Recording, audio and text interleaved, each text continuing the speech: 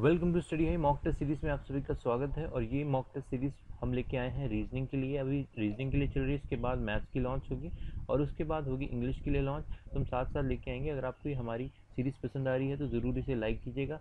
ठीक है, तो चलिए शुरुआत करते हैं। इसमें हम पजल सॉल्व करेंगे 3 मिनट के अंदर। ठीक है, आपको समझाने के लिए।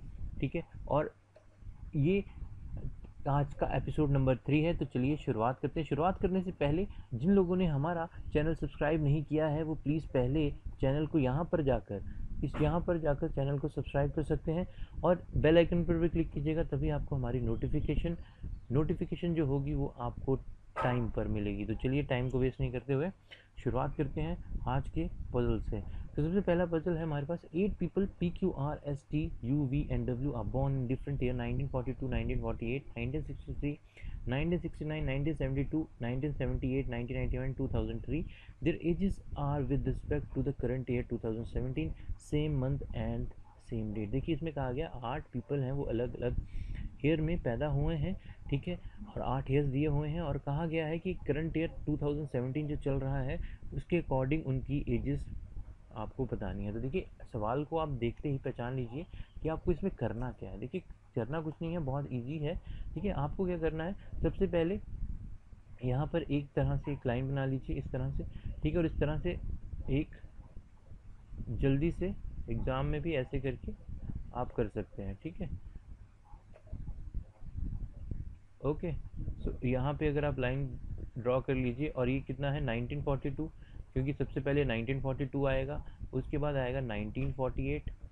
ओके, उसके बाद 1963 ईयर आया होगा, उसके बाद आया होगा 1969 आया, उसके बाद 1972 आया, उसके बाद 1978 आया, उसके बाद 1991 आया। ओके, और उसके बाद आया आपका 2003। ओके, इसको हम खाली रख सकते हैं। ठीक है, अब देखिए इसमें इंपॉर्टेंट बात क्या है, 8 पीपल दिए हैं बट हमें उनका ऑर्डर तो पता नहीं है। तो देखिए सबसे ज़रूरी चीज़ क्या है, हम लोगों को इनकी एग्जैक्ट ईयर का पता होना चाहिए।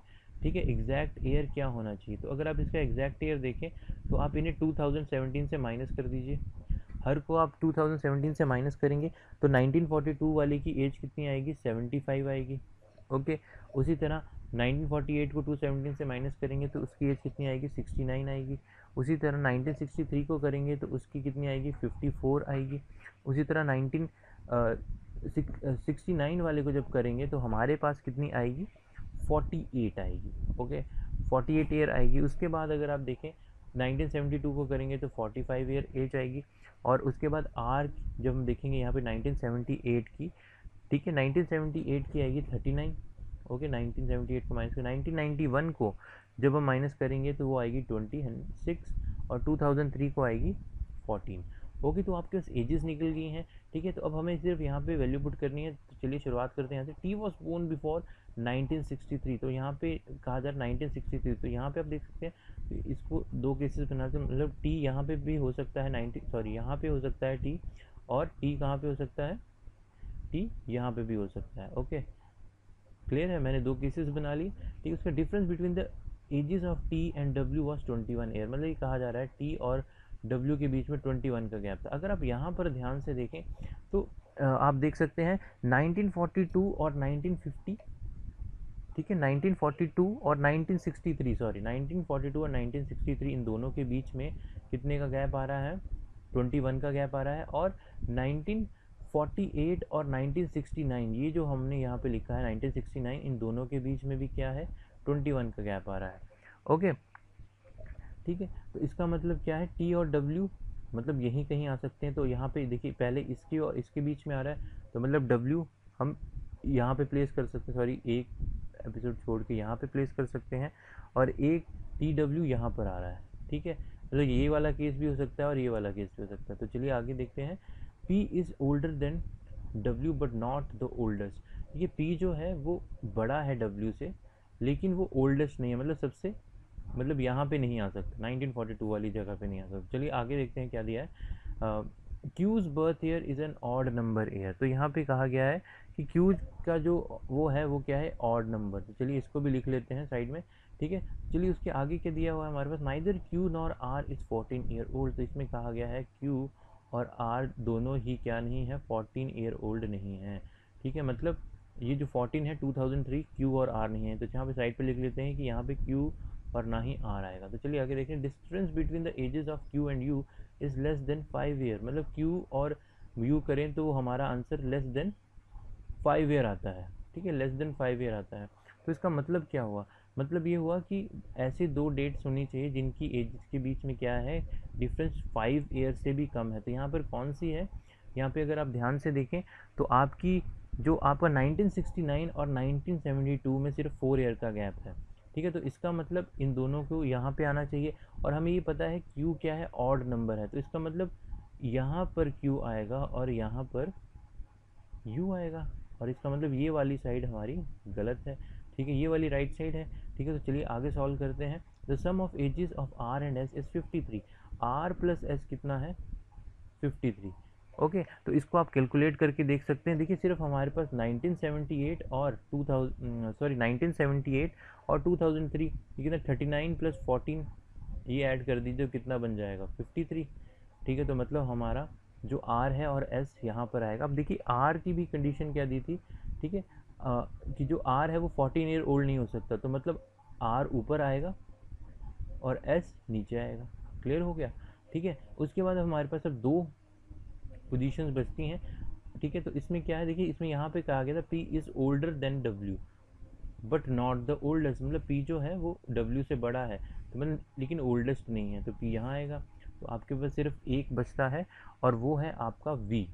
ओके, तो ये आपका पूरा का पूरा पजल सॉल्व हो गया। ठीक है, तो इस तरह से पेपर में अप्रोच कीजिए तो आपको इस तरह से, और ये सवाल आ चुका है अभी अभी जो आपके एग्ज़ाम हुए हैं SBI PO 2017 में पूछा गया था। ठीक है, ऐसी इसी तरह का सिमिलर पजल पूछा गया था, तो आपको इस तरह से सॉल्व करना है। तो चलिए अब सवालों को देखते हैं किस तरह से सॉल्व करना है। सो पहला सवाल है, who was born in the year 1991। तो यहाँ पे आप देख सकते हैं 1991 में कौन बॉर्न हुआ है। ठीक है, 1991 में आप एग्जैक्टली टेबल से देख सकते हैं 1991 में वी पैदा हुआ, तो इसका सही आंसर है डी। इसका अगला सवाल है, what is the age difference between P and Q. P and Q के बीच में कितना एज का डिफरेंस है, तो देखिए 1948 में है, ये 1969 में है, और हमने 1948 की एज कैलकुलेट की थी, ये कितनी थी 69 ईजी है, और वैसे डायरेक्टली भी माइनस कर सकते हैं। और क्यू की एज कितनी थी 48। ओके, तो अगर आप ध्यान से देखें तो टोटल 21 ईयर, मतलब 21 ईयर का गैप पड़ता है, तो इसका आंसर है बी। ओके, अगला है, you is born in which year, मतलब यू किस साल पैदा हुए, वो है 1972 है, यहाँ पे देख सकते हैं हमने सॉल्व किया है, तो इसका सही आंसर है सी। तो चलिए अगला आगे देखते हैं कौन से सवाल। सो अगला सवाल आता है, find the odd one out from the following pairs. आपको निकालना है इसमें ऑड वन, मतलब सही कौन सा नहीं है। ठीक है, टी 1942 ये तो सही है आपका जवाब। ठीक है, आप देख सकते हैं इमेज में टी 1942 के बराबर यहाँ पे दिया है। ठीक है, ये तो सही है। डब्ल्यू 1963 डब्ल्यू भी ठीक है। क्यू 1972 क्यू 1969 है, तो इसका हमारा सही आंसर है सी, क्यू 1962।